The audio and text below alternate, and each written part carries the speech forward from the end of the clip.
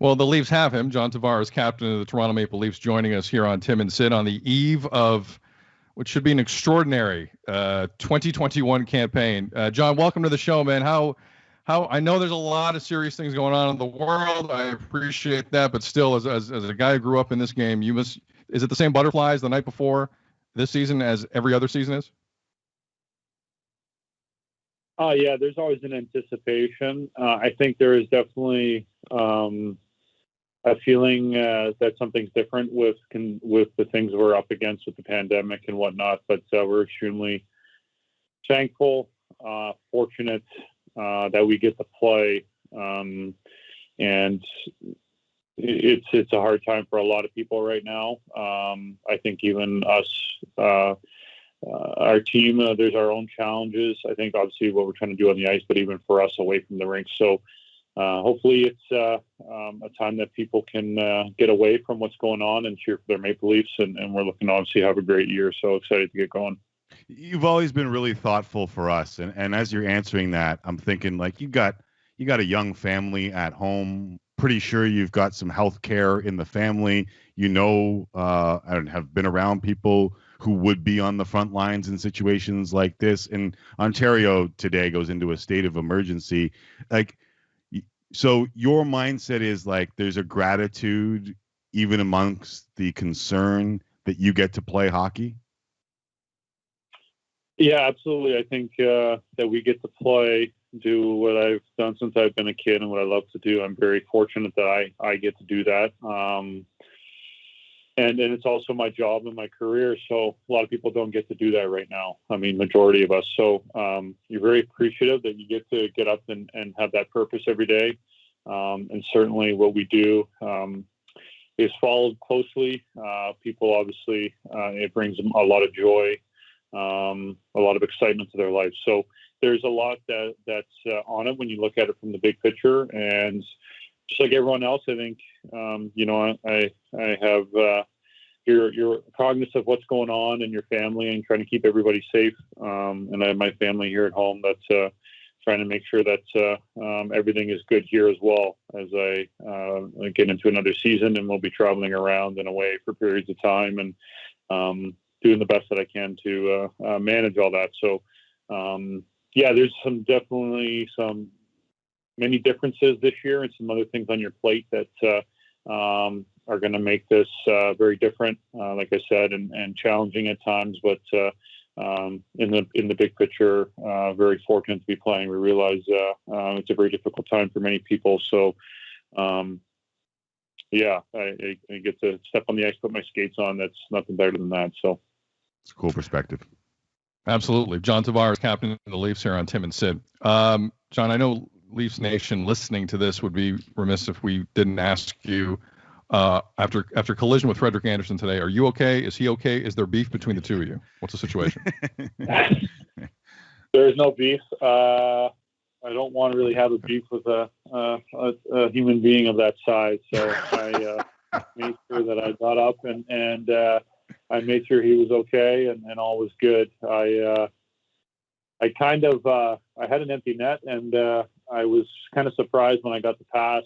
I should have been a little bit more prepared, and then I made an extra move that then collided me right into Freddie, so we had a good chuckle about it after. But, all's good with us, so we're excited to get going tomorrow.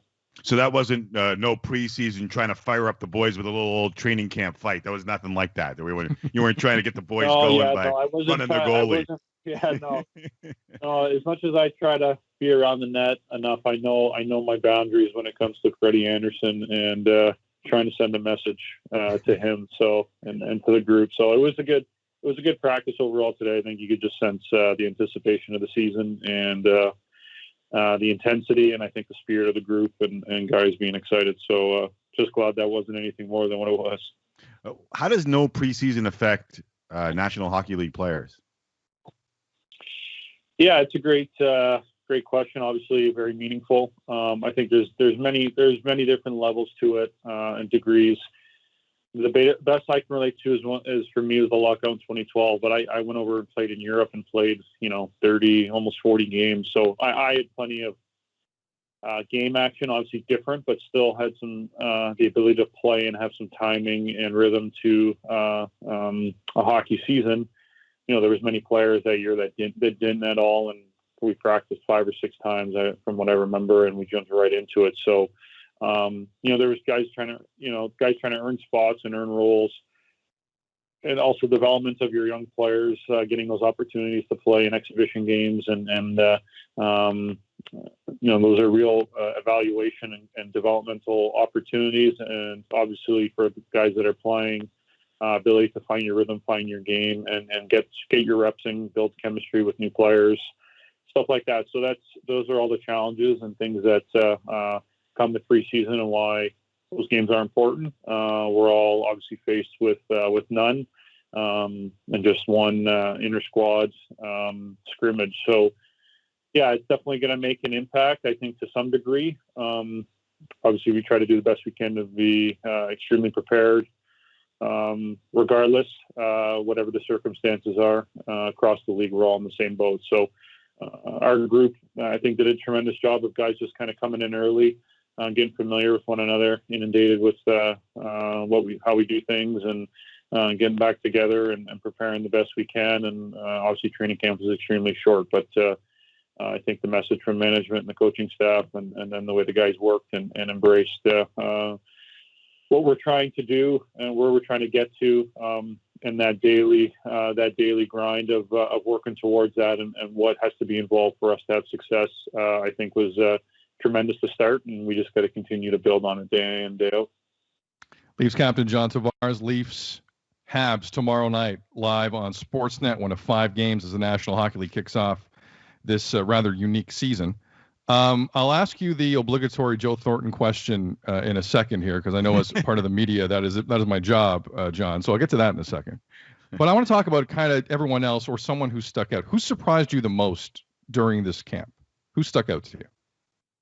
I've been talking to a few of the guys of Liljegren, and I just thought that there just seems to be a tremendous amount of maturity and growth, I think, in just his game, and just the authority as we were entering training camp. And then I think even just as we were going through the week of camp, I don't think he ever jumps off the page with what he does, but I think you could just see his assertiveness.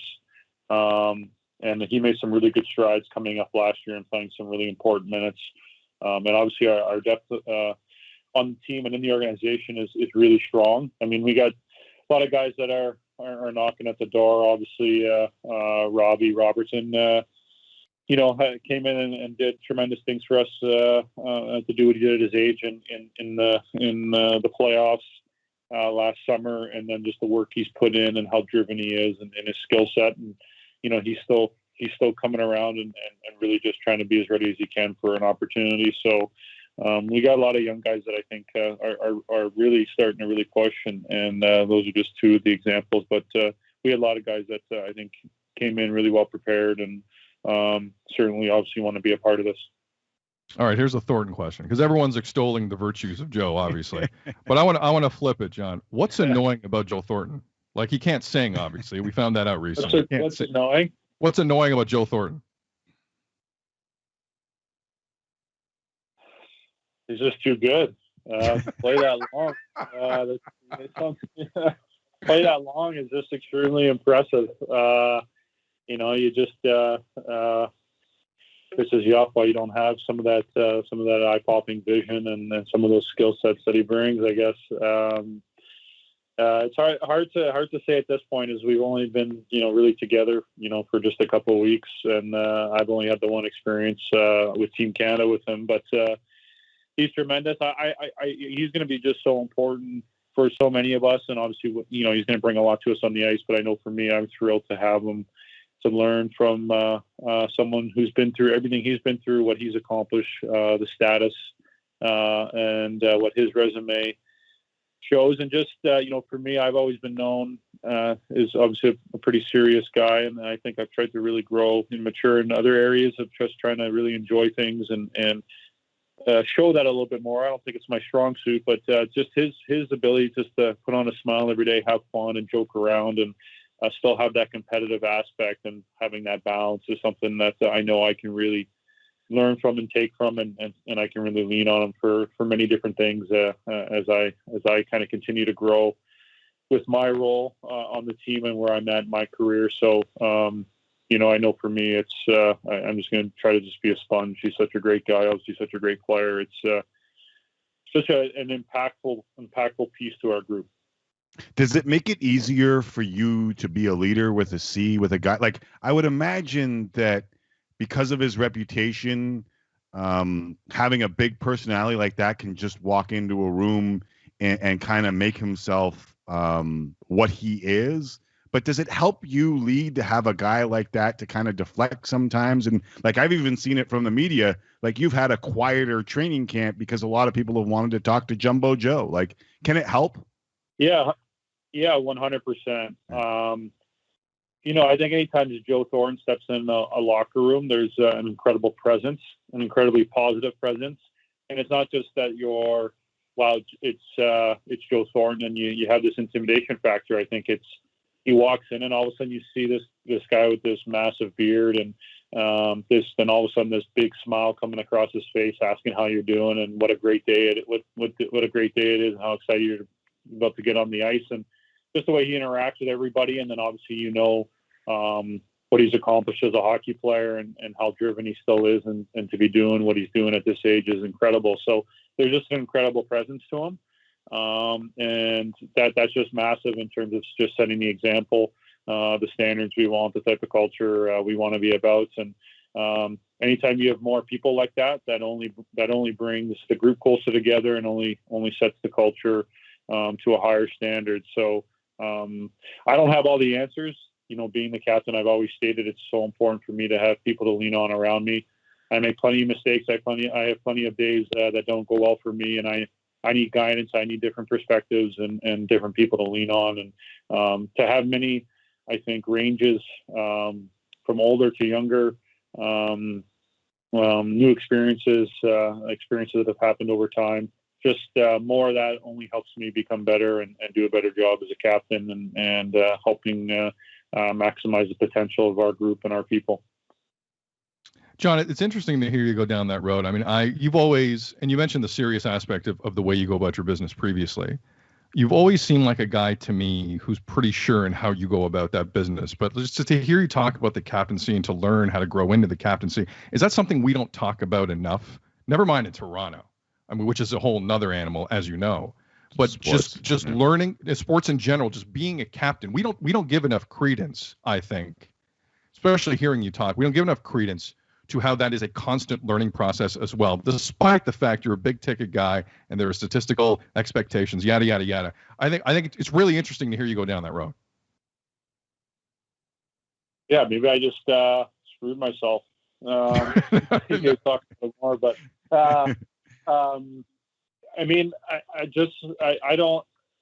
think as I go through my career and my experiences, I continue to learn, I continue to grow and want to continue to challenge myself and try to figure out ways to be better. And I think as you get older, you're able to fine tune those experiences a little bit more. Your maturity only grows. And the more you go through things, the more you seem to understand and have better perspective.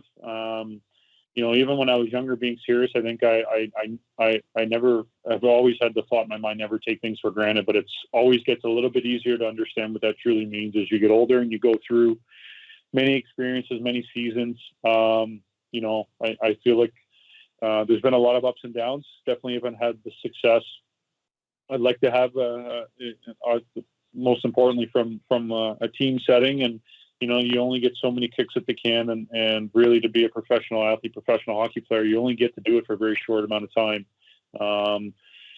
Even a guy like Joe that's been able to do it longer than pretty much anybody. He's in, the 1% of the 1%. So it's still really not that much time in your life to do something you love to do. So I think it's just trying to maximize that. And I know that I want to continue to being an elite level player, and obviously being a great leader. So it's always being open, and always thinking outside the box and looking at different things. And then obviously having a trust and confidence, I think, with who I am my values and what I bring to the table as a hockey player as well. There's obviously I've done some good things over the course of my career and my life that have brought me to this point. So to always trust that, but to know that there's always ways that I can learn and grow. So it's trying to put that ego aside and, really look to learn and have growth in yourself to then obviously try to keep pushing the envelope. Last one for you, John Tavares here on Tim and Sid. Sheldon Keefe was on the show, and I read him a quote from one of the many previews that I was reading at the time, the season previews that I was reading at the time. The first line about the Leafs was, "This is unquestionably a huge year for the Toronto Maple Leafs." Does it feel like that to you? And how do you determine success in such a different year? Yeah, my approach for the year and the definition of success really hasn't changed, really since I've entered the league. I mean, you get a chance to compete in the NHL and play for a Stanley Cup. That's what it's always about. That's always what kind of the mindset and the goal has always kind of been. There's a lot of that goes into that, and there's a lot of you kind of got to break that down into steps, into different levels, and focus on the process and just kind of how you're going to build your game as a team, and then individually how to continue to, like I talked about, is challenge yourself and grow and find ways to get better and be impactful and more consistent and deal with the adversity that you're going to face along the way. So to me, that's always been the approach. Is we want to win the Stanley Cup. Obviously, when I came here, there was a lot of attention, even more so than I think I even realized when I made the decision to come here. So to me, this year is as big as, when I first came here. So, we want to win and compete for a Stanley Cup. That's all it comes down to. There's obviously a ton of disappointment for last season. There was a lot of adversity, a lot of ups and downs. It ended on a very sour note. And there was a lot put into coming back to play in the summertime and really believing in our opportunity. And obviously we didn't take advantage of that. And we weren't happy with how things played out. So there's just that motivating piece. But the goals and the feelings for the season to me are the same and what we're trying to accomplish. You called Nick Robertson Robbie, and then you added Robertson at the end. Now, I know in hockey terms, the nickname's probably just Robbie, but please tell me you guys actually call him Robbie Robertson. No, that was I was just clarifying and saying. I heard it. Yep. So, yeah, we heard. So if that catches on, I don't know, but I meant just for anyone listening, if they didn't know who Robbie was Robertson. So we appreciate it. We appreciate it. But if it becomes Robbie Robertson, I would absolutely adore it for some reason. I don't know why. John, thanks for doing this. We really appreciate the time. One day before puck drop, it's awesome. Thanks, man. No worries. Thank you, guys. Be safe and be well.